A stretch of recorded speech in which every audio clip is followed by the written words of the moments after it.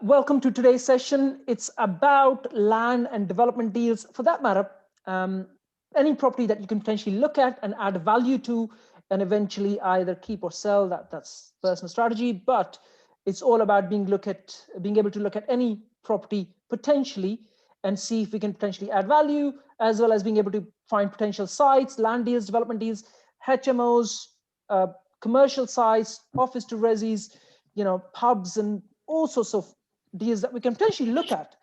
But I would like to pick on one person who want to give me, for example, Ashwina. Ashwina, can you hear us? Yes, I can hear you. Ashwina, so we actually analyzed one of your deals on Nimbus the other day. Would you like to ask any questions to Paul? Do you have a deal that you want Paul to look at? There are there is 3.5 acres of land I just saw in Dudley. Yes. And it's coming to 400K, but it's close to a hospital. There is a lot of potential for development. And to be honest, I haven't visited the site myself. Okay. We've actually analyzed that, Ashwina, just so you know. You have? Okay. Yeah. I haven't had a chance to listen to the recording. I'm sorry. Okay. We can look at it here as well. But before I kind of go ahead with that, Paul, over to you. Would you like to share a bit more about how to find potential sites on Nimbus? And I know we've been through this, but seems like it's something that people really, really want to get a gist of and kind of want to know more about this. So please do share. Yeah. So I've got a few slides actually. There's sort of a short presentation that I can kind of run through that. Go for it, please. Yes. That will kind of take through. In fact, I just need to be allowed to share my screen, Jack. I think. Yes, of course. Okay. Yes. Sorry. There we go. And then once I've got that, I can. There we go. So what I'm going to talk about today, and kind of what I thought was perhaps helpful for today was. Was to look at kind of what's hot in site finding. So what are some of the strategies you can apply today? And sort of crucially, kind of where my skill set comes in is around how you can use technology to do that, and how you can sort of scale that. The benefit of technology is really that you can scale, which means you can find more sites. Having found more sites, you can send more letters, which means when you then get inbound inquiries, you've got enough of them to be able to pick through them and choose the ones that you want, rather than just kind of taking one that you kind of got emotionally attached to because you've worked hard on. And so it sort of helps you kind of not buy the wrong stuff, quite frankly. And so that's what I want to kind of cover off today. And sort of to set the scene. So this is me looking very serious. And kind of as I was thinking about what to talk about today, what I kind of realized was that there's something pretty amazing happening at the moment. And I started Googling images that kind of sweated that into sort of a picture for me. And the picture that I came across was this one. And it's kind of pretty dramatic. But what I was Googling actually is I was looking for the perfect storm. And I kind of was expecting a picture of some Hollywood actor kind of, sailing a boat up a big wave. But in essence, kind of the reason why I've put something so dramatic on the screen is really kind of because there's three things that are happening in the marketplace at the moment that each one individually would be something pretty impressive and that actually would create huge opportunity. And of course, those three things are those are the new use class order that's been announced back in September last year. There's a whole bunch of new PD rights that are in place at the moment, and actually another one that they're now consulting on around this new Class E and kind of converting that to residential. And of course, behind all of this, we've still got this thing called COVID that's kind of wreaking havoc through our lives. And of course, then changing our kind of the motivations of people that hold buildings. And of course, the motivation of people that hold buildings then is what drives them to take it to the market and sell it or whatever it might be, of course. So any of those three things that are happening in their own right would create huge opportunity. But of course, those three things happening all at the same time creates this kind of pretty crazy time that we're in at the moment, with this kind of pretty crazy amounts of opportunity, and hence the kind of the pretty dramatic picture that I've put on the screen in effect. And I guess the question sort of I always like to answer at the sort of the start of this is kind of why do I feel comfortable sitting here talking to you about this and the opportunity that comes about of it? And sort of the answer to that really is sort of starts with mine and my brother's journey, and that journey is really looking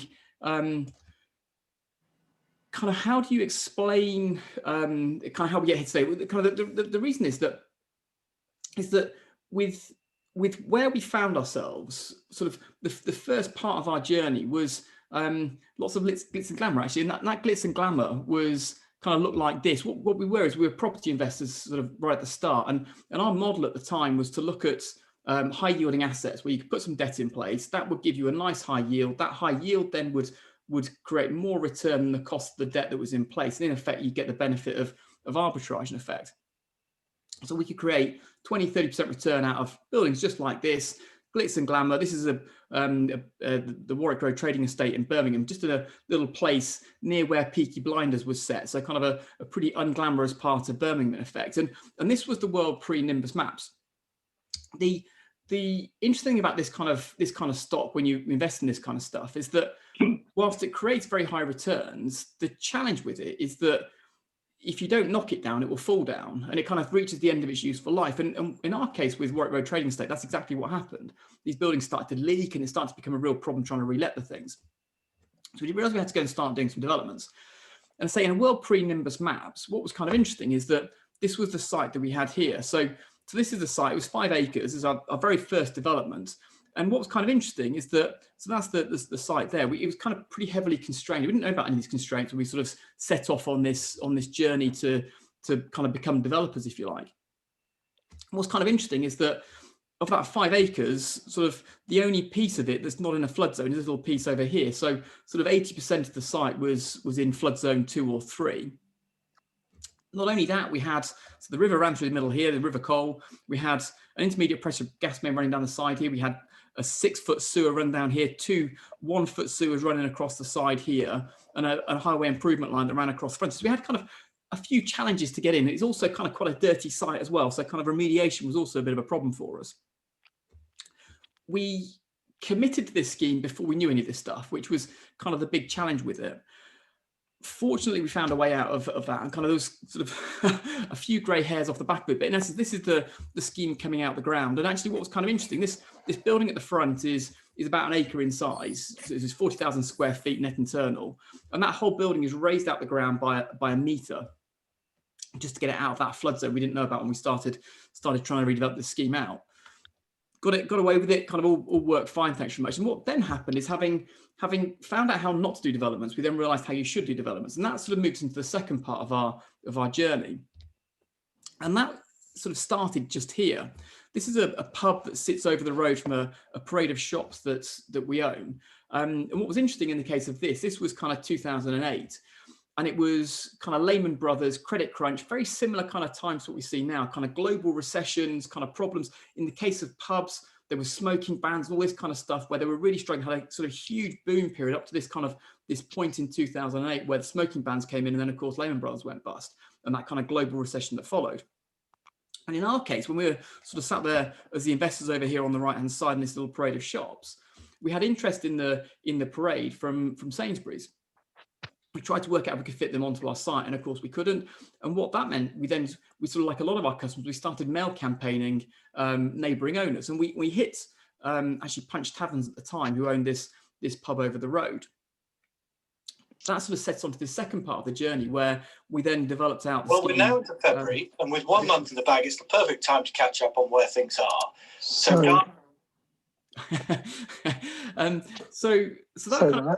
the first part of that.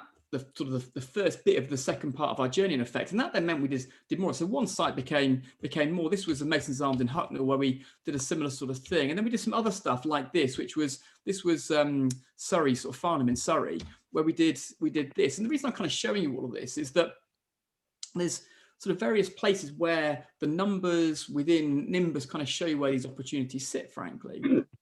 Within that below, this sort of stuff, this was Cumberland's Arms in Stroud, where we did this. This was private housing, and then sort of the opposite end of that was this sort of stuff. This was the Lonsdale pub in Thurmston in Leicester, where we did this. This is actually this was affordable housing. And the reason why this is kind of relevant to today is that sort of our challenge through that journey was was one of scale. And that was kind of at the start where we had that first site, that bit of interest from Sainsbury's trying to redevelop the pub over the road into what ended up being a co-op. As we moved from that from one site to 100 sites, and from 100 sites to 1,000 sites, from 1,000 sites to 10,000 sites, the processes and the things that we did to make those things happen had to change. And what we ended up relying on was data and technology. That turned out that it worked. This is an extract from the States Gazette in sort of end of 2019. And what we can see is a little kind of graph on the right side. This is the number of planning applications from pub use into something else. You can see this sort of big spike here, and this sort of ties in line with the reviews we were doing over this period of time with those big pub sites in effect. We weren't all of that, but we were sort of certainly a big chunk of that, quite frankly. We did about sort of 350 odd sort of successful applications, for about 700 applications over that period there in effect, and sort of see why we were sort of quite a big chunk of that. It also ended up in some kind of cool stuff that hit the headlines. What was kind of interesting as we went through that journey is that actually all of those schemes that we did really kind of encapsulated 4 basic principles. And those, obviously, there's lots of complexity around each individual scheme, and every site's different and this sort of thing. But actually, there were 4 basic principles that I felt if I got those things right, then the scheme had chance. And actually, when you stood back and you kind of questioned those schemes based on those 4 principles, you sort of realize, well, you've got a good chance or not got a good chance of achieving getting a successful outcome on the planning application. So those 4 principles are really these. And these are kind of my basics around development. And apologies if this sounds too simple, but I find it's really helpful just to kind of clarify things. So of course, the first thing you can do for development is you can intensify the use. So you can take a house and you can put more houses on it. Provided you're doing that in areas where the values are high enough, that'll drive a value into the site. The second thing you can do is you can change the use, or you can refurbish something. So you can take something from a lower value use and put it into a higher value use. And that may be a case of I take tired old office space and I make it into grade A office space, and that uplift in value then needs to pay for the cost of the refurb in effect. So those are the 2 things you can do to drive values: change the use or put more onto it, go up, go out, and that sort of stuff. The second set of principles I found was that if we did those in sustainable locations, then typically what's support for that, especially if it's residential. If you're looking for residential development, if you're doing a sustainable location, which is a village or a town that's typically for us got about 700 people, because that then means you've got a pub, you've got a bus route, you've got a kind of a shop and that sort of thing, which means that community can kind of live together and service themselves without having to kind of get in the car too much. Then typically you get support. And if then the plans that you put forward were in line with the character of the area, then of course you had that mix of things, the change of use or the intensification of the use drove values up. If you do that in sustainable locations, you've got support. If you do it in line with the character of those areas, then it looks okay. Typically you'd get the nod on the planning application. And of course there's wealth of other complexity around it, but those were the kind of the 4 key things that I found worked well for what we did. Now, what that kind of led us to, as we sort of thought about this sort of stuff, is with Nimbus, the 8 ways to find land. So within our elite platform, there are 8 things that we can do to find opportunities. And I suppose looking at sort of today's world, if you like, where do we find opportunity now? Well, there's obvious places like stuff that's in for planning. So looking for planning applications, things that are in for planning, that have got a planning ticket, you can buy it and build it. Looking for things that that perhaps have a refusal and understanding the reasons why they got a refusal. People are trying to put too much on, or the design's not right, the character's not right. You're putting buildings in that aren't quite in the right sort of set out in the right way. Equally, sort of the visual search. This is something that we do quite a lot here at Nimbus, is using the right maps to allow you to quickly see where the opportunities are to infill development. So corner plots, back gardens, side gardens, all of those kind of things, where you can buy a house with a big garden to the side of it, and the street scene says house, house, house, gap, house, house, house, and you then put a house into that gap. And of course, you're building in line with the character of the area, you're intensifying the use, and therefore, if you're in the right area, those numbers stack up. And of course, part of that trick then is making sure that the stuff that we're looking for is in budget and the right kind of size of scheme for what we're looking for. So of course, there's usually a sort of site size element to that too. So what I thought I might do is jump in and just demonstrate that in sort of simple terms first. Does anybody have a location they'd like us to look at? I think we're talking about a sort of place near Dudley. Do you want to have a look at that, guys? Is that sort of Coventry? Sorry, was it? It was Coventry. Coventry, cool. Whereabouts in Coventry did you want to search? Could be anywhere. Let's try Holbrook. Holbrook, okay, cool. So in effect, Nimbus is a bit like Google Maps. So with Google Maps, you type a location into it and it would take you off and show you sort of where it found that location in effect. And that's what Nimbus has done here is it's taken me off to Holbrooks in Coventry. That's where Google thinks the centre of Holbrooks is. And it's gone in and plotted that location in the map, and it's then drawn this kind of little radius around it. It's 250 meters is kind of what it's drawn. It's then plotted all the freehold titles. And in my case, I've got that set to show them all in white. And these little outlines, this is all information from Land Registry in effect.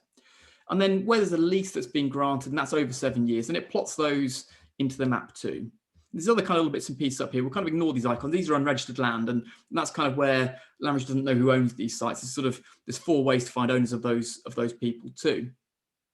But in essence, that's our kind of basic starting point.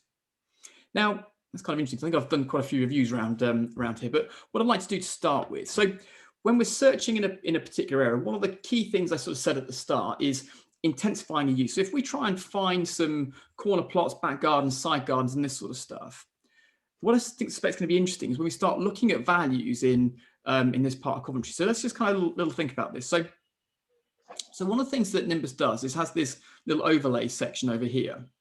So that overlay section allows us to plot things onto the map. Now, what's going to be interesting, I suspect, is if we go into the market section, we have a number of things that we can plot on the map. And I suppose the first thing that's kind of really springing to mind, we sort of talk about Coventry. I was born and bred in Coventry, by the way. I live in Leamington, it's about 10 miles from Coventry. So I feel like I'm at liberty to sort of demonstrate this. So this has that average residential value overlay in effect. So what I've done there, I clicked on that overlay, and what it's done is it's coloured the map for me. And it's sort of put a heat map colour scale in effect across Coventry. The warmer the colour, the higher the price in effect. So the higher the average sales price across those areas. It's done it in this kind of funny sort of mishmash and what's the word, patchwork quilt effect across the area. And the reason it's done that is actually it's picked out demographic boundaries. So it's plotting neighbourhoods across the map in effect. And the reason I started there is that my fear when it comes to kind of North Coventry is that the values aren't particularly high.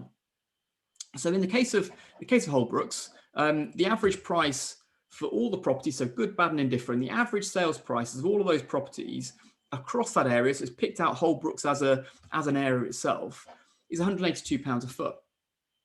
Now, when we were doing those residential schemes in the case of the pub companies, what we tended to use is a sort of very simple fag packet calculation to say, well, what's the residual land value worth in a location based on sales prices? We would usually use new build sales price. This is the average sales price. But in essence, that average sales price, if you knocked off a quarter for profit and costs in effect, and then knocked off a new build build cost, that would give you a rate per square foot. So for every square foot of additional floor space you can put on a site, it would give you a number of pounds back in effect. So let me just run that calculation. So based on £182 a foot, if I knock a quarter off that, that's going to be £45. So we'll call it 42 to make the maths easy. So if I knock a quarter off that, I've got £140 left over to buy the site and to build the house on it in effect. Now the challenge is that across most of the country, build costs about £150 a foot. And so if I've got 140 left in for the build and the land, if I pay 150 out for the build cost, I haven't got anything else left over to pay for anything in the land. So I'd be quite nervous about looking for corner plots, back gardens, side gardens across Holbrooks, because actually there's not really very much land value in that area in effect. Does that make sense? Yes. So in essence, what I'd want to be doing if I was going to look across this part of Coventry So we want to go into those kind of warmer areas. So sort of all around here, we're going to have sort of stronger values, actually sort of central, some of the central Coventry is quite good. Places like Earlston are going to be good, Stivichul and places like that, kind of all of those areas down to sort of almost kind of parts of, dare I say it, kind of Canley around the university are okay as well. So I'd want to be sort of searching in those areas in effect. So let's go and have a little look around Earlston and see what we can kind of find in, Earlston, because that's kind of where, what I'm looking for.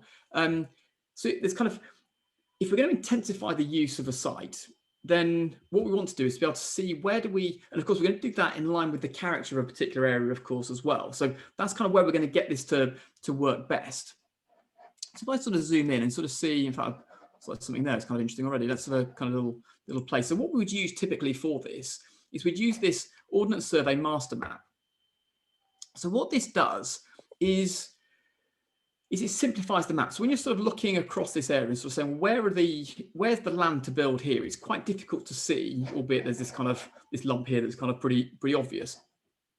I should take the availability, the values off again, just to make it even clearer. But what this does is it shows me a few things. It shows me a sort of a greatly decluttered view of the world. So what it's showing me is kind of sort of very quickly, it's showing me what's the kind of space that should be built onto these, given a certain size of site, how much space can I build on it in effect? And it's also kind of showing me a sort of a building line. So sort of here I can see there's this sort of this patch of land here that kind of could perhaps be interesting to look at. Down here we've got kind of quite a big site, I suppose, with so that's a much deeper house there in effect, with kind of quite a narrow site. And actually you could almost squeeze that into the side there. So you could almost kind of cut that off and put that in the side there. Then equally, if you look at the size of that house relative to that, that's actually smaller than that one. And yet you've got this huge piece of land with it. So actually, if I was to look at that and say, well, could I come in and sort of develop a little scheme out down here? Then the chances are I probably could. I could certainly sort of knock that down and put 1, 2, 3 or something like that. I could probably get those 2 into there, perhaps even 3 of those into there. And of course, all of this is, as I said before, it's building in line with the character of an area, intensifying a use in effect to drive value into that. So kind of very quick and easy ways of doing that. And in essence, Nimbus then provides you with this thing called the workflow, where you can save those sites that you found into a workflow system where you can then mail campaign in volume in effect to various owners. So kind of really quick and easy ways of doing that. So sort of number one way of doing this, again, it's all this sort of stuff here, where we sort of look at the size of this title here, and you look at this kind of rear part here, and you think, well, actually, I could certainly put that into there and have no material effect on the value of that particular property. So all you're doing is sort of looking along, again, it's this sort of stuff where there's this sort of side garden where you just sort of put another one of those into the side there, quite frankly. Again, it's this sort of, could you put something in the back, or even perhaps put the two together, because actually some of these are kind of shorter gardens than they need. So it's really kind of quite quick to go and sort of dig around and sort of see these opportunities.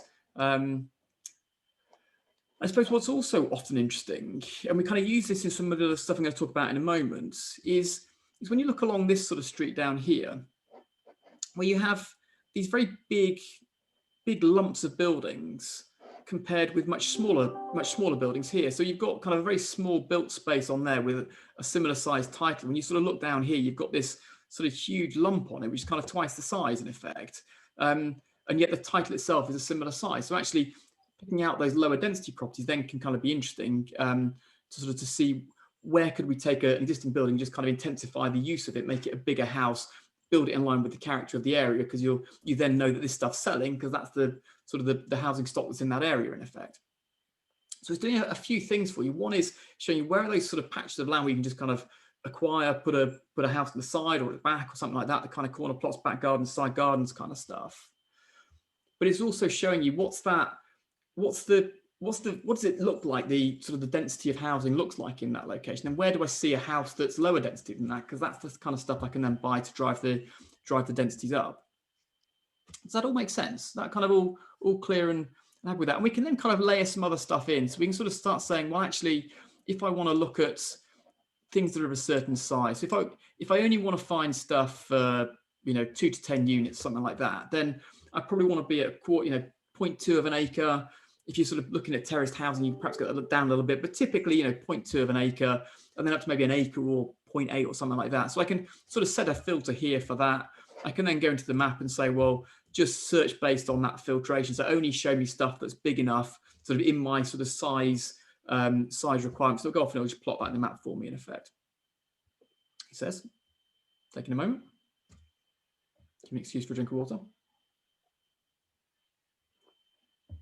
So in essence, what it's saying is that if that's my plan, then those buildings I've just highlighted down here are kind of too small for what I'm looking at in effect. So actually I should be looking at some other stuff. And it's saying, well, have a look at these garages at the back here, for example, because they're the right kind of size for what you're looking for. So if I could acquire that lot, then I could perhaps redevelop that. So does that all kind of make sense? So kind of a combination of the two, saying, well, actually, whilst I think some of that stuff's interesting, actually it's a bit too small for what you're looking for, Paul. So go and look at something else, and just helping me refine my search down to the stuff that I want to go look at. So that's kind of that. I think what I'd like to do now is to move back. In fact, before we do that, let's have a little play with one of the other things that I kind of really like in the Elite system, which sits under the exports. And there's sort of 2 or 3 things I can perhaps show you with this. We've got things like comparables. We've got things like HMOs. That was something we sort of talked about a moment ago. So actually, let's just quickly show you those. So within this sort of market section, we can display where the HMOs are. So here I can see a little red spot that's being put on the map there, and some down here as well. I'm just going to switch back onto the onto Google for a minute. So what I can see is kind of these are all HMOs, because that was the other thing I was thinking about, kind of in this area, kind of where are the HMOs, and is that something that's kind of interesting for us? Excuse me. So as I kind of zoom out, I can sort of start to get a feel for sort of within Coventry, where are all those HMOs, and is that my kind of marketplace in effect? Is there something better around HMOs rather than the sort of side gardens? Perhaps a side garden could be go find an HMO or go find the street where the HMOs are and then go and buy a house in that location. So that's what this is showing me here. This is all kind of all the little spots. This is off the HMO registers across the country. So kind of all the HMOs from across the country are then plotted into the map in effect. And we can go and sort of zoom in. So if I was going to look around, the Holyhead Road or something like that, I'd then perhaps have a look and see, perhaps HMOs are kind of interesting in this location. And one of the things that I was going to show you was kind of we've looked at the residential values across the map to say what are the general residential values across here. And we sort of picked this part of town because those average residential values were kind of better. So it's a kind of better part, also a better part of Coventry than some other parts of it. But actually, we may want to kind of get really, really granular in terms of, well, actually, which houses sold and for how much, and what's that on a rate per square foot, so we can really justify what's our sales values off the back of that, what's our kind of residual land value based on usual profit levels and usual build costs. But then if we start looking at HMOs, we then want to start getting the same for HMOs. We want to start getting the same comparables for those as well. So if I just do a little search here, let's just kind of show you this for a second. I go back into filters. I'm going to reset all of those. Then I have this residential comparables button. So I can click on that. And what that does is it sets this little filter down here to say, only show me buildings that have sold in the last 3 years in this area. So I now go search here. What that will do is that will just plot in the same way as before. It'll just plot all of the properties that sold in the last 3 years into the map for me. Then I can export those into Excel, and I can see which of those were private houses, which ones were HMOs, and sort of build up that sort of understanding of what those sales prices are in the area. So in effect, I've run my little search here, and I might do a sort of a broader area search. If I'm going to look at HMOs, often you want to kind of search much bigger areas. We can do that through the filters. But that gives me a little export here of sales comparables, which show me, well, these houses sold for this rate per square foot. And so typically the kind of top 3 that are clustered within 10% of each other usually are kind of your good comparables for kind of getting your exit values right. So this is all the stuff that's sold across that area. Just going to enable my editing here so I can sort of see this. We've got these kind of rates per square foot down here. So, we've got some stuff at 220, 250 a foot, 250 a foot there. So actually one at 275 there. So maybe we're sort of up at that sort of 250, 275 a foot kind of sales values. And what's kind of nice with this is that you kind of over on the right-hand side, we have a link through to Rightmove to go and see the particulars for that particular property, so we can kind of understand exactly what that's, with good kitchens, good bathrooms, is it the right comp for us, of course. What's also cool with it is that actually we have this little column here that says, well, actually, which of these were HMOs when they sold? And so we can actually filter that and say, well, see which ones were. And I might want to kind of search in a bigger area for this, because there's only 2 that have sold in that area over that 3-year period in effect. But of course, then I can go off to Rightmove and go and see if I could see the details of that on Rightmove itself, and see kind of what that building looked like. That's going to give me that real comparable to understand, well, it's sold for this much, which was, where is it? Price is not on that one, that's weird, it should be on there. 230 grand or whatever. And so I can then go and sort of see, well, actually, what was the value of that house with and without the HMO use, of course. And we're going to kind of build on that in a moment. Does that all kind of make sense? Is that kind of all helpful? Yes. So it's going to help you with that kind of analysis piece. And that's certainly one of the things that sort of, as we talk about Coventry, I want to kind of really be really sort of careful we don't disappear into the wrong part of Coventry looking for land, because actually spend a load of time finding stuff, and then of course they're not going to be getting sort of drive any value off the back of them to be able to kind of pay more than it's worth to then get the owner kind of to want to sell to you. It's kind of the key thing, isn't it, really? The second thing I want to show before I move on to sort of the next part of the sort of the talk is the planning export, and that's kind of helpful for a number of reasons. So the way this works is that you can in effect search by local authority. It's going to search the whole of the local authority for, in effect, planning applications mentioning certain keywords, and then remove stuff that's not kind of relevant in effect. That's kind of what these 2 boxes here do. So I'm going to go off and I'm going to find residential planning opportunities across Coventry in effect. So what it's going to do is going to go off, it's going to find any planning application, mention the word residential, C3, flats, apartments, houses, dwellings, and I could put other stuff in. I could put bungalows or whatever I kind of felt, but that's what we think is the right thing to look at. And of course, when I then get a planning application that talks about the discharge of conditions for a residential planning application, I want to get rid of that. I don't want to look at that clutter. I want to just see kind of much bigger stuff. I can filter it by the dates. So I could go and say, well, show me stuff that got a planning consent 2.5 years ago to 3.5 years ago, because that's the stuff that's either just expired or is expiring. I can go and extend it and sort of try something clever with that. And I can do that with these little date filters here, or I could filter it based on the number of units that the planning application's in for. And I can say, well, show me the granted stuff, or maybe show me the refused stuff, because actually often planning applications get refused for reasons around design or massing or stuff like that. So actually I could then go and look at those refused applications and say, well, why did they get a refusal?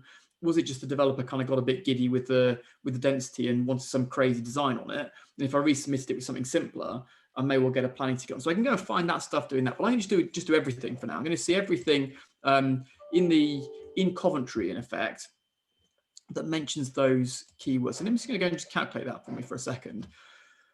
As it does that, what it does is it finds those planning applications, and then it links all of those through to the ownership. So it links through to the companies and the people that own those properties in effect. So it links it to title number. And it also then links it through to the design team that particular person or company used for that planning application.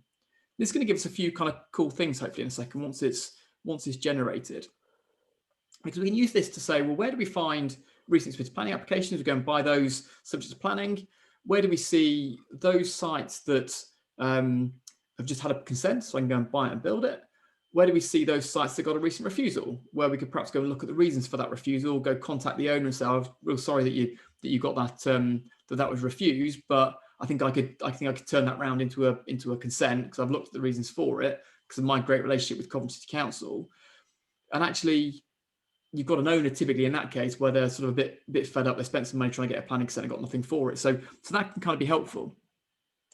But let me just kind of open this up a second. We'll sort of show you some kind of interesting stuff with this.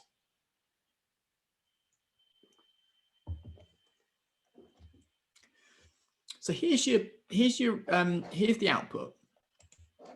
So what this shows me is the link through to the council's website where we found this planning application. There's the reference number for it. There's the details of the planning applications. This is actually going to be a big scheme, it seems. The IA is usually kind of means there's a sort of a big scheme coming on. Let's see where that's coming through, because that looks interesting.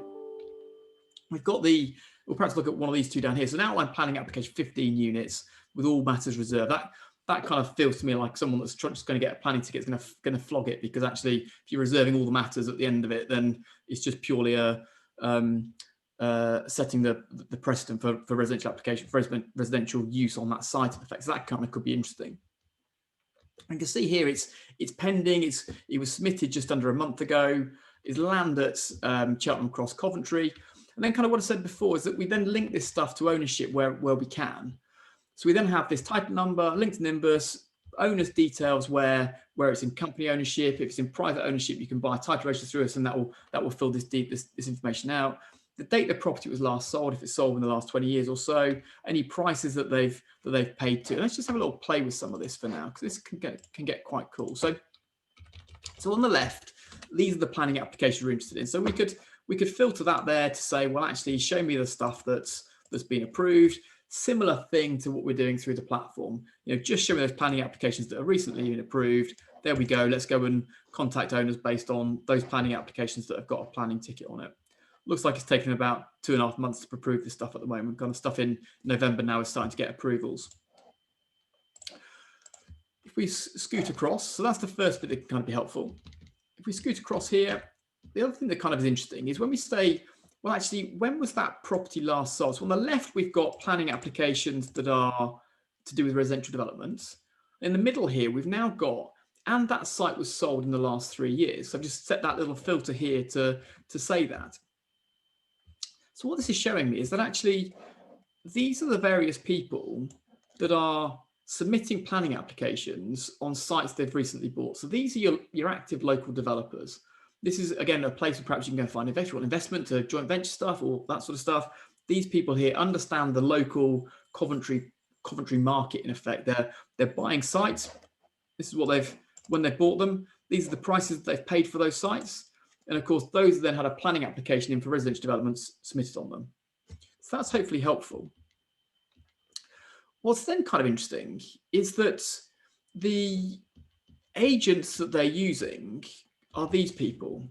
So when you start saying, well, actually, if I'm going to submit a residential planning application in Coventry, here's my list of the people that those locally active developers, the people that are buying sites and submitting residential planning applications on them, these are the people that they're using and relying on to support them in that planning journey, if you like. So if I was going to submit an application, I'd want to be speaking to Sykes Planning. I'd want to be speaking to Michael Ramus, CDRB, etc., and understand kind of what their skill sets are and how they might be able to, because they've clearly got links in with the council. They're clearly active. They've clearly got recent planning applications on behalf of locally active developers that could be really, really helpful. So that's often kind of cool. And there's actually a second little feature on that planning export that allows me to search by applicants. So I could type into there, Michael Rabin or whatever his name was, Ramus wasn't, I think. So, and sort of see, well, where does he, what applications has he got submitted, and kind of, is he getting loads of planning consents? Is he getting loads of refusals and withdrawals? Kind of, how's he getting on, and where's he covering, and who's he acting for? Is it people like me, or is it much bigger developers or much smaller developers? Kind of, who is that kind of target person that he's really good at? Is he just submitting extensions on the back of houses, or is he doing a 15-unit scheme, 20-unit scheme, and that sort of stuff, and the stuff that perhaps you guys are interested in? And the same works for things like HMOs, which is kind of interesting. So again, we have an HMO button there. We can do the same thing, find all the HMOs in their location, see if they're getting planning consents, see who's doing them, see which architects are using, all that kind of same information, kind of really helpful around all of that. So what I was going to do, are there any kind of questions at this point? It sort of feels like a nice natural break to have a quick question if anyone's got any kind of questions to ask me at the moment. To me, it feels natural progression. Anyone has any questions? Yeah, do you have some output of reports where you can follow trends in a particular area or a particular region? Would you like to share your name, please? Yeah, it's Jack. Yeah, hi, Jack. Okay. Yeah, so the trends, so it's kind of interesting, really. So for me, the kind of schemes you should be targeting, I always think that you're never the first one to do a scheme in an area. And I always think that if you are the first one to do a scheme in an area, that's kind of always a bit alarming, and you're sort of trailblazing a little bit, and kind of then the marketplace for what you're building is always a bit tricky. We did a bit of that kind of, was it now about 12, 13 years ago, we sort of built HMOs in Leamington Spa, and kind of there was no comps for us, so we didn't know what these things were worth, and it was all a bit hair raising, really. It worked, but it was kind of slightly hair raising, really. So the trends that I would want to kind of aim at, what's the stuff that's happening in those areas, and actually doing more of that in the right parts of town, in effect. So the stuff that I would be doing is sort of looking at that sort of export bit, the planning exports, and saying, well, what's that, kind of what's going on in a particular area. If it's residential, what's the stuff that file is talking about in terms of what are these people buying? Are they converting? Are they knocking stuff down? Are they, what are those schemes? C3 to HMO, those sorts of things. That's kind of your trends, if you like. Offices to housing and that sort of stuff. So I think trends-wise, I guess you're probably talking about values, aren't you, in terms of which values are going up and this sort of stuff. We've got current values, and you can, you sort of get the outputs, get the data sort of popped into Excel, and you can kind of trend that yourself, based on that sort of in Excel. But does that kind of make sense? Yeah, I mean, the value side of things makes sense. I was just more concerned about, for example, I'll give you an area that we worked in previously, like Port Talbot, where there's a huge sell-off of properties, but that's because of the Tata factory that was there was shutting down. So a lot of those people who were basically moving their jobs elsewhere just selling up completely, which meant that because the excess supply, the property valuation fell in that area, but no one could really understand why. But it was a very, very internal reason that was only figured out by Tata's AGM meeting when they announced at their AGM meeting. So noticing trends before they happen, for example, if you can see an area where there's been a huge offload of properties or a huge onload of properties, and trying to understand why. So that's where I was coming more from when I said trends. Yeah. So the other thing you could kind of do is looking at, if I go back into the overlays again and get rid of that a second, is we have these sort of planning overlays. So that's sort of huge numbers of new properties coming forward. This is what we always sort of teach as part of our sort of onboarding here at Nimbus is kind of that, really. So if I'm going to go and do a few units down here or something, this is what this is showing. It's showing planning applications across this part of Coventry, and it's kind of doing two things. It's colouring them based on whether residential or commercial or both. So kind of could be a conversion or a mixed use scheme. And it's then sort of saying, well, how big is the sort of the schemes that they're talking about, in effect? And what's kind of interesting is you've got kind of this big red dot here, which I suspect then is going to show so there's 107 dwellings that are being submitted. They're sort of trying to get 107 dwellings, in effect, just around the corner on that site there. Got refused, and I think they're trying to then kind of work their way through it, aren't they, in terms of building up the picture, because I can now demolish it, and then they're now trying to build on top of it. So sort of some of those trends around kind of, again, 95 units there as well. So kind of that would kind of help you understand what's the stuff that's kind of coming forward, where's that kind of supply coming in. There's some other stuff you can do around the sort of the planning export as well. So, unit numbers and this sort of stuff. Show me the significant planning applications in certain areas. The strategic schemes button as well, which kind of will also help you understand what's the stuff that's proposed in a particular area, in effect. There is some interesting stuff that we've got live in the platform around commercial availability, and we're just in the process of building residential availability too. So you can sort of see, well, is there an awful lot of stock on the market at the moment? And I guess in the case of most places, quite a lot at the moment, given COVID. But I suppose in residential terms, that would kind of also be interesting to see, kind of, do you suddenly see there's just a glut of property on the market when you're looking at that? And if there's very few properties that have sold recently, then of course that's equally interesting. So does that kind of make sense? Brilliant. So what I was going to do next is just jump back into my slides. Apologies. So of course, today is also about kind of what's hot, and what could be hotter, of course, than this. And of course, so back in September last year, there was this kind of the government's message, kind of announcement that that the way we're going to get out of the recession from COVID is we're going to build our way out of it, build. And of course, when that message came out, and this is kind of where the new use class order came out, where the new PD rights came out, and of course this new consultation around the new use class order to create new PD rights on the new use class order, kind of the newest of the new, kind of this. They've just finished a consultation last month around converting this new Class E big pool of commercial use into residential, of course. That got us thinking, and that kind of got us thinking very much around the kind of stuff we were doing in that sort of early part of the second part of our journey, those conversions of pubs and this sort of stuff, and saying, well, actually, what we were doing there is we were sort of saying, well, actually, for a given type of property, what are the various things you could do with that? What are the ways in which you could add value to them based on those kind of 4 key principles that I talked about at the start? And actually, as that message changed from the government to say, well, actually, the rules as you thought they were are no longer the case. You know, the rules of the game have changed because of that message that the government said. One of those key things around, well, kind of 2 of the key things around the perfect storm and George Clooney sailing up a big wave, in effect.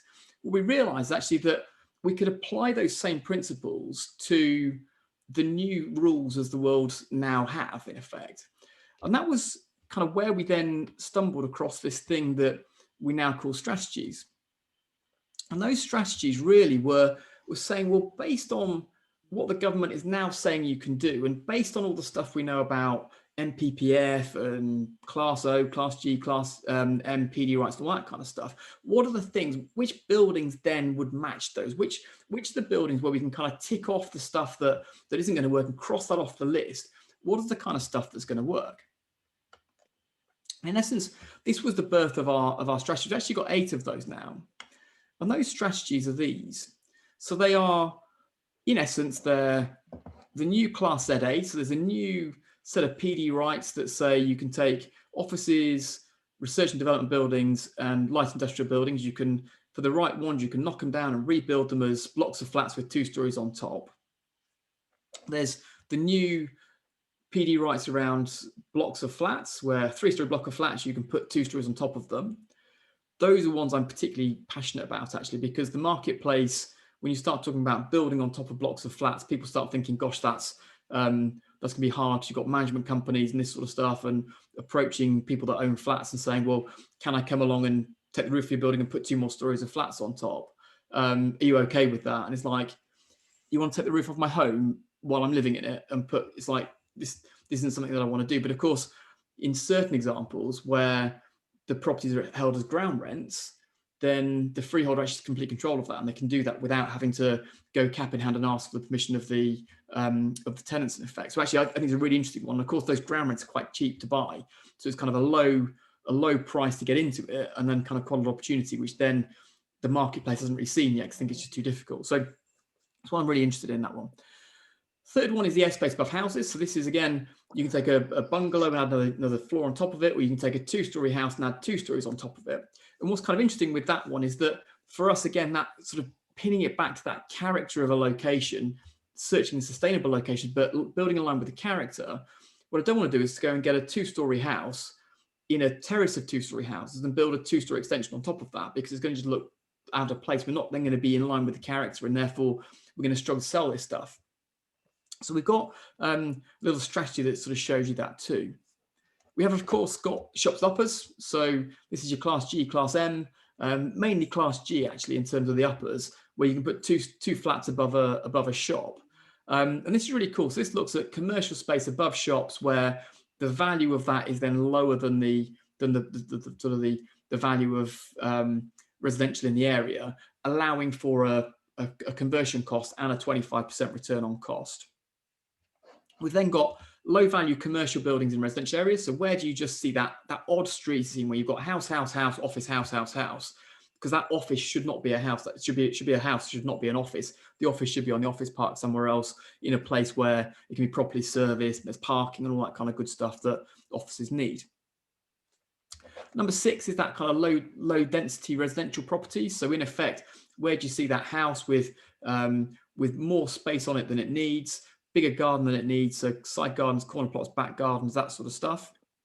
And then into the kind of the new stuff around the HMOs. So looking at where do you see houses in streets with HMOs on them, in areas where there's plenty of HMOs too, and then saying, well, actually, based on that, if there's Article 4 in place, then run a calculation based on the percentage of properties that are HMO within the 50-metre radius of that location, relative to the number of residential properties that are there in effect. So where's that HMO to residential population, kind of where's that percentage, where does that work in effect? And then finally, of all the HMOs in the country, which are the ones then that have got potential to extend, where you can buy a 5-bed HMO and then extend that out to a 8 or 10 bed or something like that to drive the yields off the back of that. So those are our kind of strategies. I've got a bunch of detail around all of those. But I feel like I should probably just skip across that actually today, given the sort of the timings, Jack. You'd be okay with that? I mean, I've got slides around each of those individual ones, but I thought it might be better just to kind of bring those to life a little bit and just sort of demonstrate a little bit around those. Yes, we can carry on for another hour. I've got 2 hours for this, yes. Well, I think everyone will be kind of ready to kill themselves. They spend another hour listening to me, so I'll I'll let them decide. Yes, yeah. It's the beauty of Zoom, is you've got a big red button to say, right, get me out of here. It's like to get me out. So see, the reason I want to carry on for 2 hours is because we are recording this, so it will be available. If those of you who may struggle to watch it now can obviously go back to it later. Okay, perfect, cool. So what I want to do is just sort of touch on the I'm going to take that off for a second. I'm going to move into these strategies. So these are all the strategies that I've just talked through in effect. So today, we're looking at commercial conversions. We're looking at how do we find residential plots? How do we find HMOs? So perhaps HMOs is kind of interesting in Coventry. Let's go HMOs. Is HMOs good starting point? We sort of touched on HMOs. We touched on comparables for HMOs and this sort of stuff. And so my guess is that we're in Article 4. So let's do the residential HMO button, because that's going to be interesting. So if we go back to the market section, just so we can kind of get our bearings here. In fact, I'm going to go around. So let's do this instead. Let's go HMOs potential. So this is the sort of starting point of HMOs. So these are all the HMOs from the register from Coventry. These are all the registered HMOs across Coventry. And they're plotted with a little red dot. What we then do is we filter those down to say, well, which of those HMOs are the whole building. So we've got complete control, single HMO, number of bedrooms, whatever that number of bedrooms is in a particular location. What we then do is we then color code those and say, well, actually, if I was going to go and buy an HMO, then some of those HMOs are much higher density than others. And that means that if they're higher density, then there's going to be less scope for me to extend at the back and put a killer kitchen on the back or whatever. There's a nice big common areas, convert the front room into a bedroom, put something into the roof and this sort of stuff. And so what we can see is sort of some of these then sort of look a lot different in terms of the way the properties lay out in effect. And we go back to that kind of good old overlay here. And what this is immediately showing me is that there's an HMO there and there's one down here. And actually what you can see is that this one here is this kind of big long extension down the back there. So for a size of site that's that big, you can kind of build right out to the back there in effect. And of course, this one has got a much smaller extension at the back and actually it's got a little side alleyway as well. So maybe we could even extend it slightly further. So actually what we could probably do is sort of do that, or perhaps even square it off, I don't know, something like that. And of course, what that then means is that I probably can put some rooms at the front and re-let those out. Maybe if I switch across to the satellite view, I might be able to see if there are any kind of windows in the roofs along here. It doesn't look like there are actually. Well, there's some actually, maybe there's some space in the roof we could perhaps do something with as well. But in essence, it's kind of giving me that sort of picture that if I'm going to go and buy an HMO in Coventry, this is going to be an interesting one to do, because actually there's that kind of that additional space at the back. That all these are kind of much bigger than sort of on the extension at the back than this one here, and even kind of this stuff and this as well. There's kind of this scope to make that a much bigger building than we're looking at. And look at this over this road here. Look at the size of that with the HMO there. Got this huge extension at the back that kind of takes us right to the way back here somewhere. So it's very quick to sort of zoom me into if I'm going to go and try and acquire an HMO, which one should I go for? What then's interesting is if we say, well, actually, what if I don't want to buy an HMO? What if I want to buy a house and convert that to HMO, because what I can then do is I can buy it off the C3, the price for the C3 house, switch that into a commercial use by, if I'm Article 4, by getting to my C4 use. If I'm non-Article 4, getting into my sui generis use above that. And I've got a commercial valuation, I've got a nice yield coming off the back of it, but equally I get a higher value off the back of that and borrow more money, recycle my cash, thanks very much, move on to the next one. So that's what strategy 8 is all about. Sorry, strategy 7 rather is all about. It's saying, well, actually, based on those locations, if we run a calculation to say how many HMOs are there within that area, pick out the roads where there are HMOs, pick out the neighborhoods and the areas where, again, those HMOs are, and then run a calculation to say, well, if in that area, are there enough houses relative to the number of HMOs that are there for me to be able to convert this particular house and then get my ticket on it, in effect. And what that again has done is the building next door has said, well, that one then would be fine. So if we click on that, it'll bring up a little thing here. It says, well, actually, the ratio of HMOs to residential properties in 50 meters of that is 9%. It's got a 23% site coverage. That's the address. It's not in Article 4, actually.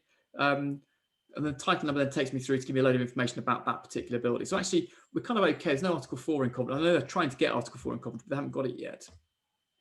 If I'm in an Article 4 area, so if I perhaps look and we'll kind of, for the sake of today's demonstration, we'll assume we are Article 4, and we'll kind of go to some of the sort of more densely HMO'd areas, and we'll sort of just see how that sort of brings itself back. So if I sort of scoot across to sort of see around here, and sort of as we kind of get close to wherever we are here, we'll sort of see some of these then. Some of the houses along this street won't work for HMO, and you won't get a planning ticket on it. You may do if we're not Article 4, you may get your C4 use because you're not in Article 4 here. But if the council get their way, then there'll be an Article 4 come into Coventry anyway. But if they don't get their way, if you want to get to your sui generis use, then of course you'll be running that same calculation in effect. And what it's saying is that these houses down here won't pass that test because of all the HMOs that are around here. But if we end up at this end of Brunswick Street or this side of Brunswick Street, then the way in which those HMOs lay out on the houses that we've got along that area, then actually the calculations work for these houses, but not the other ones in effect. And then the same thing again is saying, well, actually, if I want to go and acquire some of those, then I want the one that I've got scope to extend more compared with the others in effect. And I guess, so this is kind of interesting because you've got these little houses here, and actually these are built right up to the back of the site there. So actually kind of scope to put more into those. And again, same with some of these have got kind of much smaller, so I sort of extend that out to kind of this length here, sort of line with that, couldn't I sort of extend right out on the back of those in effect.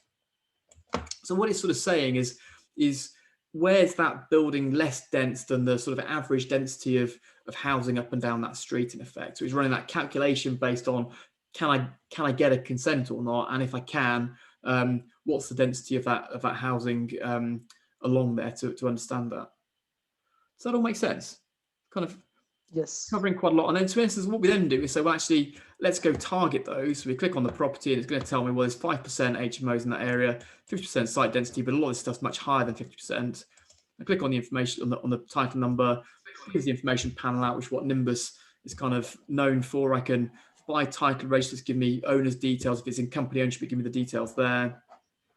Telling the size of it, building footprint, building height. If it's been sold, it's with the prices. This is sold for 150 back in 2016. There's the EPC from when they sold it. That's what that is. Existing rating E, so it's not a particularly great condition. The planning history up and down the street. It's not listed, not in the flood zone, not in the green belt. Kind of off we go. Thanks very much. Something kind of cool with this is if you find the planning applications, then you often get certificate of lawfulness, change of use, single dwelling house to small HMO. So that was for number 8, which is pretty the one over the road. Is the one over the road? So you've got kind of links through to go and see how that went. Kind of there's your HMO planning application in effect that went through at number 8. So that all makes sense. There's your existing and proposed floor plans, etc. Kind of very quickly we sort of see how these things lay out. What got a ticket, what didn't get a ticket. So that's elevations rather. Sorry, click the wrong button. There's your floor plans and off we go. So that's kind of interesting. So that's kind of hopefully helpful. The other stuff then that perhaps is interesting is if we start bringing some other stuff to life. So what about if we want to go and find some commercial conversions. Maybe we do that kind of here because we've got sort of an HMO marketplace. We've got no Article 4 in place. We've looked at the export. We can sort of see some of those values that are there. Now, my challenge around Coventry is to say it's still the value, still the kind of the residential value in Coventry is kind of weak. If you compare that to Guildford or Godalming or something like that, you know, the value will be sort of 2.5 times that. And of course, that all affects your residual value and what you can afford to pay for the sites that you're looking to acquire. So actually, what we can then do is we can use some of these overlays. So if we're looking at commercial, let's just do a quick low value commercial and residential areas and just see what that brings back. So what this has done is it said, where do we see commercial buildings that have a residential feel to them? So they've got residential all around them. They've got sort of a residential kind of flavor to that location. And then what it's done is it said, well, actually, based on an assumed purchase price of 8% net, we've then worked out what we think the rent's like to be based off, in effect, using the rates assessment, because that's by definition what the district value of the rent was back in 2015. And we said, well, actually, based on those two assumptions and sensible conversion costs, would these buildings convert and make a profit over 25% return on cost? So we kind of just see what they've brought back. And this one's kind of interesting because this one's kind of sort of agnostic to the use itself, in effect. It's just saying, where do we see commercial buildings that are just really sat in the wrong place? It's a commercial building, but it's residential all around it. And actually, where is that a low enough value that you could convert it and make money? So if we sort of zoom in, I'm just going to swing this round and look at this. So there's all your housing up and down the street. And we've probably got some HMOs as well. We could put those on and see those if you wanted to. And then suddenly you get something like that with a to-let board with Holtz on the outside. So it's clearly not performing particularly well. And of course, then sort of up here, then you get your housing again. In fact, sorry, that's the edge of the site there. And you see kind of your housing kind of all the way up there, in effect.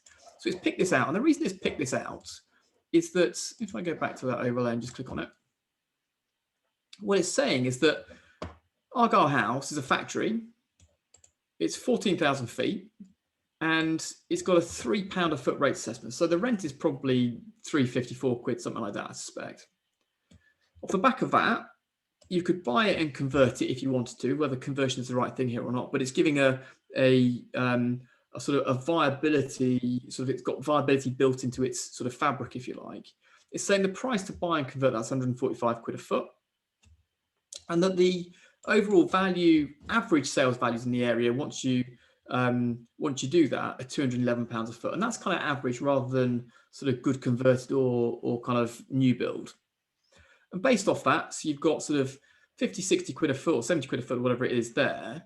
You've got 14,000 feet, and that means there's just shy of £1 million worth of profit on that building to convert that. And of course, what you can see is that that's over a sort of more than a quarter uplift in effect. So you've got more than 25% return on cost to make that work for you in effect. So it just picks all those little properties out. And so what this is really looking at is kind of that sort of building in line with the character of an area. If I go forward and say, well, I want to get rid of that commercial building and convert that into residential, well, of course, you know, if anything, that's creating, you know, it's creating a nuisance for the residential properties that are around it in effect, because they're, you know, this is a little residential cul-de-sac or little residential crescent, and suddenly you've got this big thumping factory at the back of it that just shouldn't be there, frankly.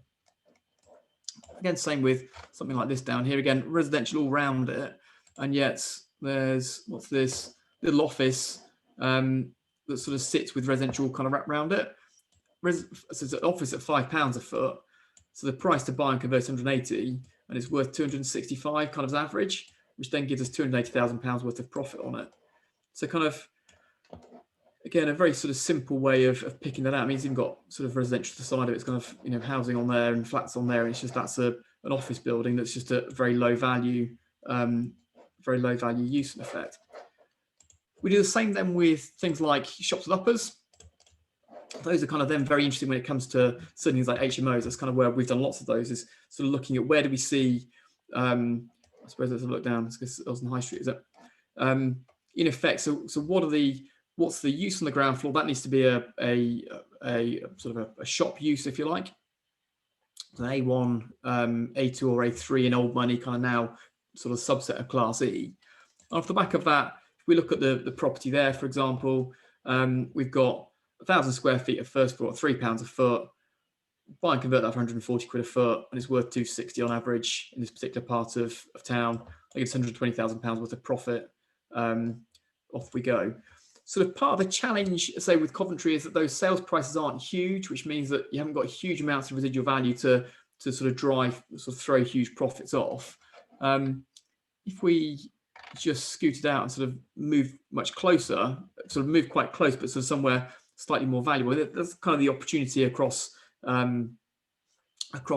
But if I just sort of bring that comment to life a little bit, if we jump back into the average residential values, then what we'll see is as we sort of come out of Coventry, there'll be some much higher values. So we sort of look across into Knoll or somewhere like that, where those values are kind of nearly twice the value of Coventry, sort of 180 and up to 400 in certain parts. Or equally, down south to Leamington or Kenilworth, something like that, we've got kind of much stronger values around Coventry than we have actually in Coventry. So if we go south and south to southwest, if we go north, then some of those numbers like Nuneaton then sort of tail off too. But what that then means, if you've got some higher numbers, of course, then you've got more money left over when you've paid your conversion cost to buy sort of better quality of stock, if that makes sense. So if we then go back into our strategies and then put those on, then I suspect we'll get some much higher numbers, perhaps somewhere like Kenilworth, where those sales prices are much higher. So for example, if we click on something like that, that's saying there's 3,000 square feet of first floor of that particular property. It's at £3 a foot. That's £146 a foot to buy it and convert it. It's average sales prices here, they were £375 rather than sort of £250 we were looking at in sort of good parts of Coventry. And of course that throws off then best part of $1 million, got 900 grand, £850,000 worth of profit, because it's got that much stronger sales value in the area, in effect. Just look what that looks like. There we go. So very much kind of tired, grotty stock. That may be the Royal Mail building, actually, mightn't it? Let's just see what that's.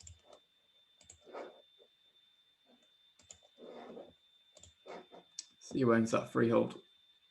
There we go, Royal Mail Group.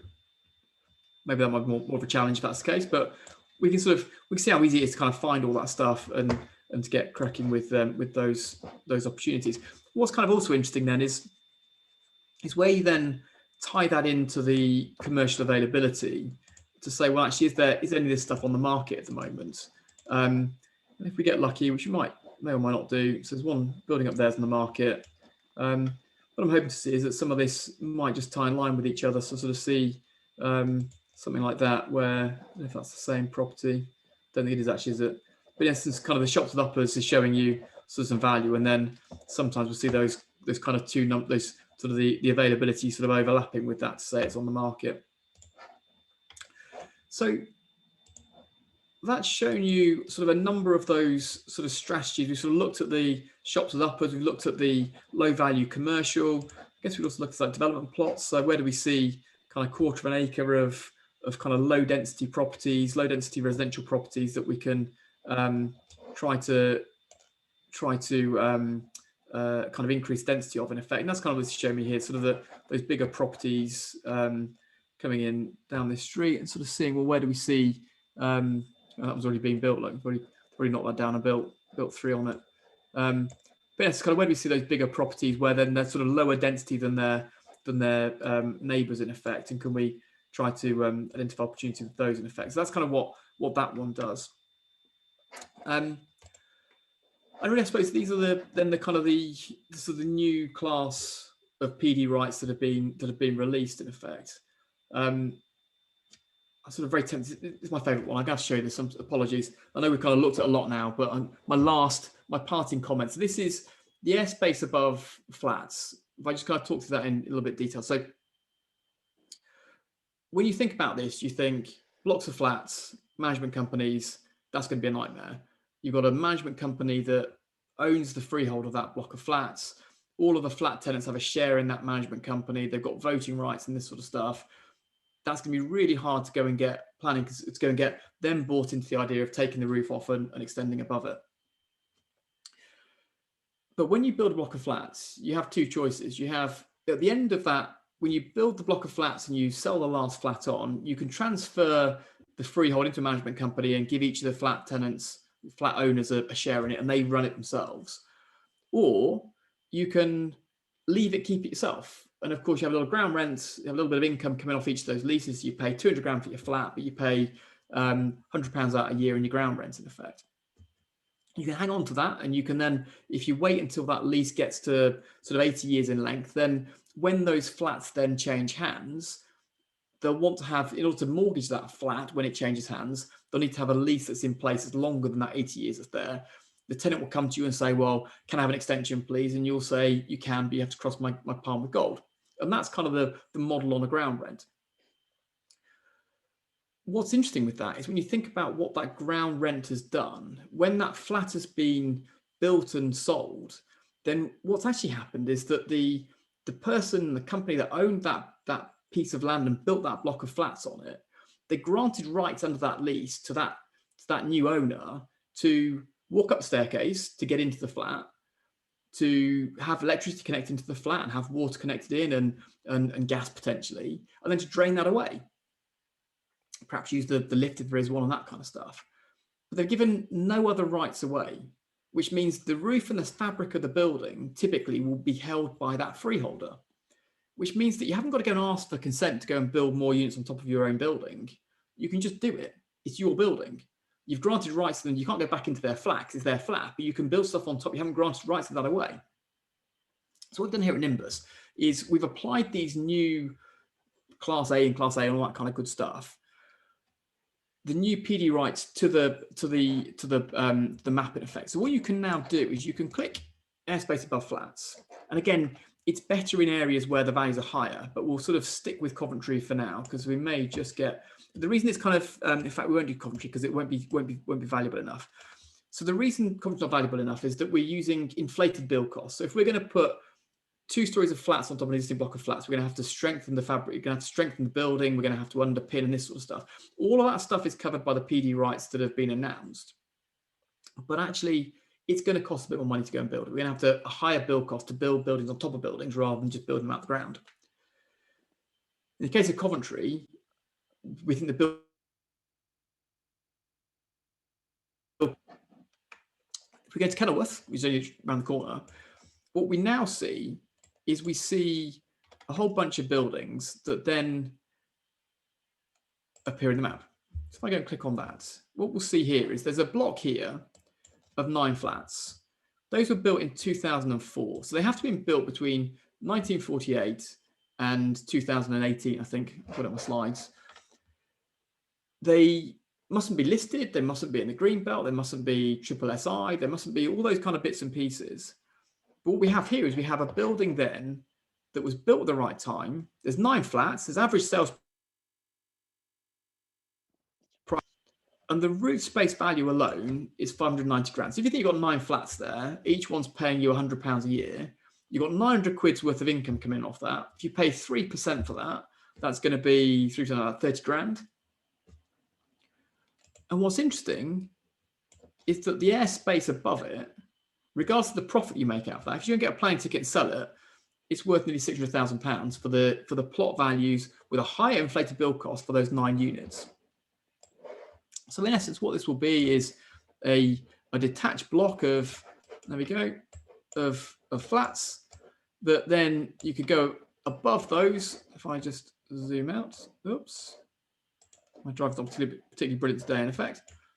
But in effect, it's then the roof space above that that you can then try to unlock. It's been selected as the right date that it's been built. It's not in greenbelt. It's not a listed building, etc., which then means you start to unlock that extra airspace above it. And what's kind of cool with it is that it's then being picked on the basis. Oops, let me just do that again. It's been picked. Oops, sorry, it's shooting around. Picked on the basis of its ownership as well. So we know that this building is owned by a private owner.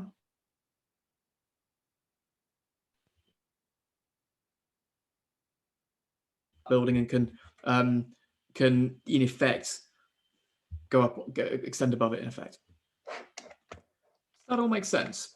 I've tried to condense down a whole bunch of slides actually to just kind of demonstrate it rather than talk about the details of that. So hopefully that's been helpful. I've got a whole ton of slides where we sort of talk through kind of the various calculations that Nimbus has been doing to sort of pull out the stuff that's kind of relevant. But I felt it's kind of more interesting sort of to see the buildings instead rather than sort of wade through detail around all of that. Does that all make sense? Are there any kind of questions at this point? Not for me. No, I understand this very clearly. Fabulous. Brilliant. Anyone else has any questions? Yeah, I have a question. It's Kevin, right? Hey, Kevin. Yeah, I missed the start of this presentation. But obviously when you go on to say a particular property, it comes up with the value, the rateable value, and the sales value. Yep. Does it give a calculation on or an estimate on the likelihood of getting planning? Is there some kind of formula that says based on what's got planning in the area, what's the likelihood of getting planning for that, for whatever you're going to do on it? So what we give you is a whole bunch of sort of the planning constraints. It tells you whether buildings are listed, whether they flood in the green belt, all that kind of stuff. And you can plot all that stuff on the maps. You can kind of reverse engineer that and sort of say, well, actually, I can go and target stuff that isn't in those, doesn't have those problems in effect. Yeah. It doesn't give you a kind of a sort of 95% or something like that, say, chance of getting it, but it gives you all the tools to kind of work it out yourself in terms of other planning permissions have gone through in these areas. With the kind of the strategies bit that I sort of showed a moment ago, a lot of that stuff then has been pre-calculated for you. So you should have a very good chance of getting planning consent. I always recommend that you get planners involved on particular properties and that sort of stuff, obviously, but it's kind of, it's sort of hit the headlines first. Hello? Hello? I can hear you, Kevin. Can you? Yeah, I can hear you. Has he gone? I'm not sure. Maybe it's the connection that might be slightly. Okay. Just wait for a few seconds, a minute or so.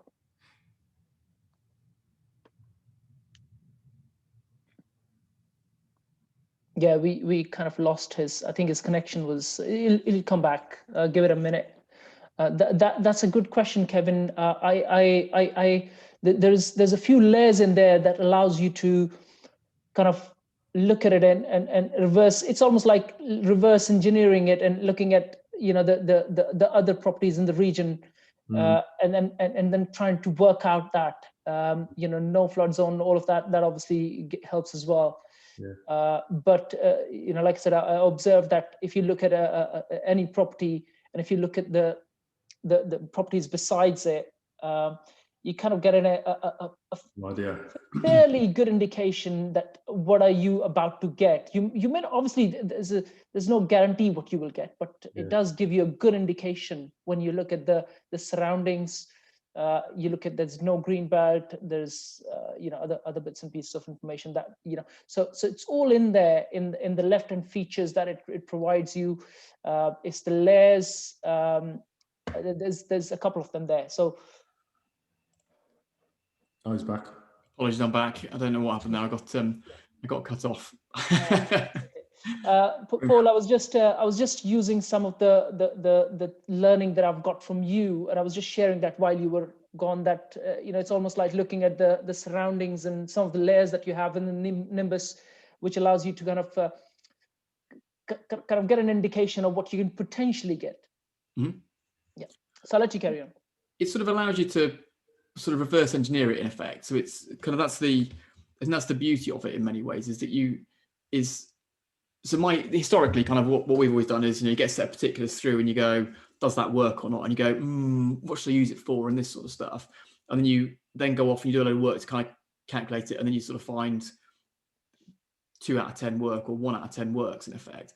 And then you get very associated, we used to get very kind of emotionally attached to those and sort of then end up buying the wrong ones because you've done so much work on these blooming things that you're like, well, I'm sure I can make it work. We just do it. And actually what this does is it allows you not to do that, and so the way it does that is you kind of pre-qualify it first. So you know what you're looking at before you kind of outbound campaign on it, which means that you've kind of hit those headlines. And then, not every building works, not everything stacks, not everything. But you're kind of quite quick to find that. You're quite quick to if you're going to look at a particular site on the market, then it's very quick to say, does it work, does it not work? But it actually, where it's really powerful is when you kind of turn it on its head and say, well, actually, I want to go and do this kind of thing. And actually, I can then go and find that stuff. There's only so much of that in the world. And because they're not building land anymore, obviously. And so in essence, what you can then do is go and find all the stuff that matches what you're looking for, and then campaign on that and have a clear strategy around what it is you're going to go and do. And that I find is a big difference compared to what it used to be. And of course, then because you can find so much of it, you've got enough opportunity coming in that then you don't chase the wrong stuff, because there's another one, there's gonna be another phone call. I send another 100 letters out, I get another 10 phone calls. And if things aren't quite, it's that kind of, when you get to that point where the lawyers start saying, right, it's time to exchange, and the stuff that's good kind of is all kind of, all the kind of issues are kind of getting ticked off, and you get to the point of exchange, it's all kind of neat and tidy, and you buy it. Whereas some sites kind of do the opposite, and they sort of you ask a question, you get a problem, and then that problem doesn't really get answered, another problem comes as well, and you and at that point it's like, do you want to exchange? And you're like, I'm so emotionally committed to it, it'll be fine. And then you sort of buy it, and it's like, and that's the stuff you make a round of drinks on rather than making a proper profit on it. And so kind of, if you're lucky, I had examples of other stuff where it goes a bit worse than that, but that's the bit that it sort of gives you that confidence, say, do you know what, I'm not going to go for this one because I know that I've got another phone call coming. I'll send a few more letters out, I've got another phone call, I'll replace that one with something else, or I've got 3 running at the same time at the moment. Actually, I'll go for one of the 2 that I've got running. So that's kind of one of the big benefits. It's kind of quite a waffly answer to that, but it does make a difference, I must confess. Yeah, because you mentioned you looked at the airspace stuff above flats. Yep. As the last thing that you sort of presented, and you'd probably say that's probably more of a high risk, because the planners I would say would be less committed to approving something that's going to go up 2 stories when you look at the street scene, say.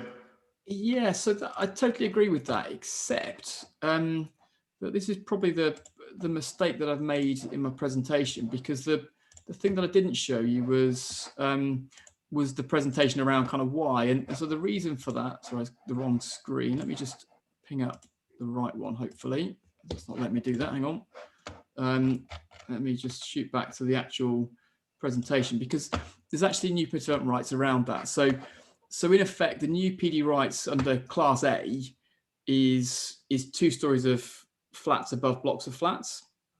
So in effect, you can, for the right 3-story block of flats, in effect, you've got permitted development rights under the new build campaign from the government to put those 2 stories on top, regardless of whether the council wants to give you that or not. It's permitted development. It's a prior approval process, but it's, the policy is in favour of doing that. And the same is true whether there's retail on the ground floor or not. So it can be a mixed-use building on the ground floor, provided it's 3-story block of flats built at the right time. That's okay. And so that strategy that we've shown you is saying, well, actually picking out the sustainable towns, villages where the residential values are viable for that. That's kind of where sort of Coventry fell down, because the values aren't high enough for that build cost.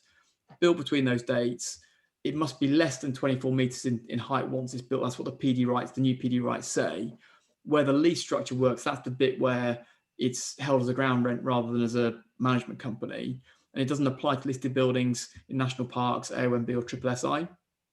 Yeah. So it's removing all of that stuff out and saying, well, actually, there's new PD rights that say you can do that. And quite right, as you say, that's sort of part of the beauty of it, is the fact that, isn't that a bit difficult to get, Kevin? It's the point of exactly the question you just asked. Well, actually, there's new PD rights in place. The holding structure of the buildings that are highlighted kind of work because you've got control under the freehold ownership of it. 'Cause it's a ground rent rather than a management company. And the marketplace thinks exactly how you think, which is kind of the beauty of it, really. Which so I don't mean to be cheeky like that, but that's kind of part of everybody thinks it's too hard, and actually there's PD rights. The policy says you should get it, because it's new policy. There's no Article 4 in place because it's too quick for people to put Article 4 in place. The holding structure works because it's ground rents. It's a low purchase price to go and access it. It's like, what's not to like? It's kind of, hence George Clooney and a perfect storm. So your Nimbus, so your software will actually look at all those stipulations and say, well, that property is viable. It ticks all the boxes for not permitted development. It's what's it called? Not permitted development. Prior approval. Yeah. Prior approval. Yeah. Exactly that. And those 8 strategies kind of all do that basically. They say what's the policy that applies to this particular plan, this particular sort of strategy, and off the back of that, which buildings apply to that. And that's what we did with the pub stuff. Quite frankly, that's kind of the scale thing that I was talking about before. Was that in our case, most of the stuff we were doing was pubs. So it was kind of, I've got an A4 use. What can I do with it? I could put housing on the car park, provide a sustainable location, and the values work, and it's big enough. I could convert it to a shop and let that to Tesco's or Sainsbury's or Co-op under A4 to A1 PD rights, provided I've got the right demographic numbers and the site's big enough. So again, filter.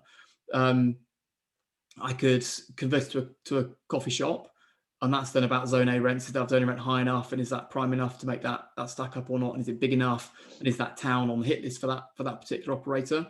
So filter, and that's really what these strategies are doing. It's the same thing that we're doing for that. It's just applied across 30 million titles for the UK rather than 10,000 pubs or whatever it was in that portfolio. In effect, does that make sense?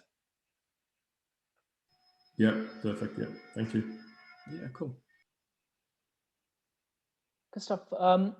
Anyone else has any questions so far? Hey Chuck, it's Arvin. Yeah, hi. You're right. When we look at a plot of land for development, not bare land, but where you have trees and everything. How? Sorry, your voice is not that clear. Sorry. Yeah, much better. Go ahead. Yeah. So when you look at the plot of land for development, not bare land, but where you have trees and everything. I know you probably have to have a survey to check if you're allowed to cut down all of those trees, or if some of them are protected or something. Mm-hmm. So besides going on for the surveys, is there any other way to find out if you can just get rid of everything on that plot of land, or there's I don't know if Nimbus. There's a few things you can do, certainly from Nimbus point of view. So the kind of the tricks to that. So if the building's listed, then all of the trees and that sort of stuff within the curtilage of it then are protected under the listing in effect. So we show you on Nimbus whether the property is listed or not, and it kind of has a little kind of link through to show you kind of why it was listed and that sort of stuff. Often you'll find that a property that's got sort of big trees on it, then often those trees need maintaining, and they'll put a planning application in to say, for this particular tree, I'd like to raise the crown, or I want to kind of thin it out or whatever, and they'll go and get consent to go and do that. And so you'd see that on the planning history on the information panel on Nimbus, that kind of planning history sort of mentioning tree number T1 that's got whatever, it's a whatever. And you'd see that on Nimbus as well, and it would kind of show you the kind of the history of that. So if so in effect it's doing like a little search across the planning portals for any kind of planning applications, and that if you sort of see trees in there, then that's going to show you that. Same with kind of conservation areas, and you can kind of plot those on the map as well to sort of see where the conservation areas are as well. We haven't got a central database of tree preservation orders across the country. We don't sort of plot every tree, but you can certainly get a feel for that by looking in that way. And also sort of at the start, it sort of shows you that sort of planning overlay with all kind of red and blue spots and the kind of the white spots. then what you often find is you can kind of click around and sort of see, again, that planning history around the site. Have any trees had any applications in, and what do they look like? And are they anything like the ones I'm looking to take down? And you'll sort of see whether there are kind of pockets of those TPOs. So that would kind of be an easy way, or kind of a reasonably quick way, if you've kind of got sites where you're sort of worried about those trees themselves. That would be a quick way to find that. Okay, thank you. The other thing that's kind of cool with it as well is that, sorry, the final thing is that there's you can do, so like I showed you with the planning search, you know, we were looking for residential development opportunities and that sort of stuff. There's a button that says tree, or tree preservation, or sort of TPO or something. So that will kind of then go off and search the council for TPOs, which will be those planning applications that mention, you know, raising of the crown and thinning out or whatever. And that will also show you who the applicant and the applicant's agent was. So what you then find is who's a decent kind of tree preservation specialist who can come down, give you a quick look and say, yeah, I think you've got no chance with that, or actually, yeah, that's just a whatever it is, a fir, it can come down or whatever. So that would give you kind of who are those active people that kind of know the tree preservation, you know, the tree people within the council, the arboriculturists, they're called, aren't they? Sort of who are the people that know the right people at the council to then go and ask that question and bring them on site, have a quick look and see what. So they've done work elsewhere on those trees, and they'll know kind of what they can and can't do. Okay, thanks. Makes sense. Thank you. Brilliant. Thank you. Anyone else has any questions? Yeah, sorry, Jack, I have another couple of questions. Go ahead. Yeah. I mean, again, your voice is kind of, it seems like you're a bit far from, your voice isn't that clear enough. It's very quiet, yeah. Sorry, that's me. Slightly better. Okay. That's good. That sounded good. Yeah, good. Go ahead. Yeah. No, that's all I had to ask. Thank you. Okay. Okay, guys. If you have any questions, we'll be more than happy to have the answers to those. Anyone else? Yeah, I have one more question. Can you hear me? Yeah, go ahead, Kevin. Yeah. So I'm working on a site at the moment, and there's there's two things. One, there's some archaeological interest, and the other issue is that there's some coal legacy works. So would Nimbus, when you look at the site, if you were to look at a site, would it tell you whether there's some coal mine, coal shaft, or coal seams in the area? Would it tell you that there's some archaeological interest in the area on the site? Yeah, so I've had similar problems myself actually on some other schemes we did. The short answer to that is you'd see them again sort of on those planning spots actually. So one of the things that I always kind of like with that is that so when you put the planning applications on, then what you'll see is kind of where are those sort of planning applications that are sort of mentioning, you know, demolition or kind of something of reasonable size, if you like. And then of course when you click on those and go and look at the history of those planning applications, it will show you all the reports they've submitted. So I always kind of like to just get a feel for that, because like kind of when you're sort of starting out on a project, it's like, well, what reports am I going to need? You know, I submit a planning application and they sort of say, well, actually I need this, and this report. And of course, then, you know, those can mount up to quite a lot of money. So it's kind of quite like to know, well, similar schemes nearby, what did they have to do in order to get their planning consent? And so what you'd see in terms of that is if you're in that kind of coal mining area, you'd see those other neighbouring planning applications, just sort of have a quick look and see what reports they submit as part of that. And so that would be kind of quite a quick way to find the coal and the same be true for the archaeological as well, because you'd see that on the sort of neighbouring applications too. So either with the spots on the map would show you that, or indeed you can do a planning export, which will show you kind of planning applications nearby. And you could plot those on the map as well. So what are the neighbouring planning, residential planning applications, for example, that are nearby, because those will often be a demolition and rebuild. And that would kind of show you, well, kind of how did they go through, and then that would kind of alert you to the fact, well, these are submitting coal, coal mining assessment, whatever that kind of that assessment is that they submit as part of that. And same with the agriculture. So the archaeological digging as well would be the same. And there is also like a culvert on this particular site, running close to the site. So would it pick up things like that, below ground stuff? Yeah, so the culverts would often come up through with in fact, you see them on the master map actually. So master map usually kind of shows you culverts and things like that. You'd see it on the flood map as well. So you can plot the flood map on the map. So the culvert would be interesting if you're going to try and build on top of it. Obviously, that's going to be a challenging thing. But I suppose the first thing to check is, are you in flood zone 2 or 3 would be the sort of the obvious thing to worry about. The culvert itself is going to kind of affect your net to gross, your gross to net developable area, isn't it, I guess? Yeah. But you'd see that on the line of the river, kind of as you're looking at it anyway, you'd sort of see kind of, and usually when you switch across onto the OS master map, you sort of see the blue line of the river and the blue line sort of underneath the culvert, and it sort of says culvert on it as well. It's that kind of very detailed map we were sort of using to find the corner plots, back garden, side garden sort of stuff. The infill plots, that would often show you that too.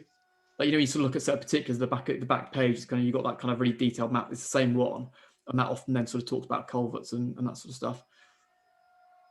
I think I saw one in Birmingham Aston that we had that had culvert on the map. Yeah, well, we've got a site where the culvert's running quite close to two of the buildings that we're building, so it's it's causing some problems. But yeah, if you can do an assessment and see that sort of thing before you put an offer in or whatever, then at least then you can sort of factor that in, can't you? Totally, yeah, totally. And so often that's kind of helpful on the offer as well. It's kind of, yeah. I've looked at that. I know we bought a building in Leamington where I was kind of worried that you couldn't build out as much as the agents thought. And so I kind of submitted a sort of report with it, sort of saying, well, this is my offer. It's at this level because you're going to get higher offers, but actually they're not going to go forward because here's my architect's report saying that you can't build in this area that thought you could, and this is the reason why. So actually the people that are offering higher levels, actually they're not going to complete. They don't understand it, and it's just kind of to add weight to my offer, which is a bit lower than theirs, I suspect. But it just kind of we bought it, so it kind of it works. But it just means that you kind of know, as you say, kind of know more about it at the start. So all right, thank you. Cool. Thank you. Any more questions? So if anybody's interested, there is a partnership offer, Jack, isn't there, for you guys? That's right, yes. I'm happy to share that link in the chat box. I think I've shared it in the groups anyway, but I'll share it in the chat box. There's kind of a few things you can do if people are interested. So you can have a Nimbus sort of one-to-one demo kind of in your area for the particular stuff that you're interested in. We've got a link for that. Perhaps, have you got those links, Jack, or do you want me to pop those in? I've got that link. I'll share it. Yeah, so you can do a one-to-one demonstration, a 14-day free trial of the Elite platform. So you don't get the sort of the strategies bit, but everything else that I've shown you today without the little strategies, which are the bits that kind of plot the particular buildings on the map that have all those pre-calculations in. And also as part of the as a sort of pen partnership, there's kind of a bit of a saving that you can make off the Elite platform. If you subscribe to that for 12 months, you save quite a bit of money, really. So hopefully that's helpful. So sorry, the strategies bit is like a bolt-on, is it, did you say? Yes. You subscribe to those individually, and those are at those prices. You subscribe for 90 days to each one. 90 days typically gets you a pretty full pipeline, actually. I must confess, you can find quite a lot of stuff in sort of an hour or two with one of those strategies, quite frankly. So you put those on top, you subscribe for 3 months, and then you can switch them off or extend them or switch to something else, or kind of depending on what you want to do. I've shared the link with everyone in the chat box, which will help you sign up for the trial. I've shared that link in the WhatsApp groups as well. So for those of you who want to sign up, the link is in the chat box. Also, if you have any questions, either Paul or I would be able to answer them for you. I've learned a lot from Paul from some of his videos. while we were working on many of these things ourselves behind the scene, and some of you would know that I'm a finance broker, so we look at these things all day long and come across these things all day long. But at the same time, I've had a massive learning curve with Paul while watching some of his videos, things that I kind of this went over my head previously. Now I understand them and how to deal with them, and maybe just kind of be able to, yeah. So again, if you have any questions, you can reach out to me and or either Paul. If not, then I can you know, put you through to Paul, or you can sign up to the trial and then go from that point. I guess thank you, Paul, once again for your time. I guess we can all have a fantastic rest of the day, and I'll see you guys very, very soon. Let's be all. Take care. Cheers. Take care. Bye. Take care. Take care. Bye.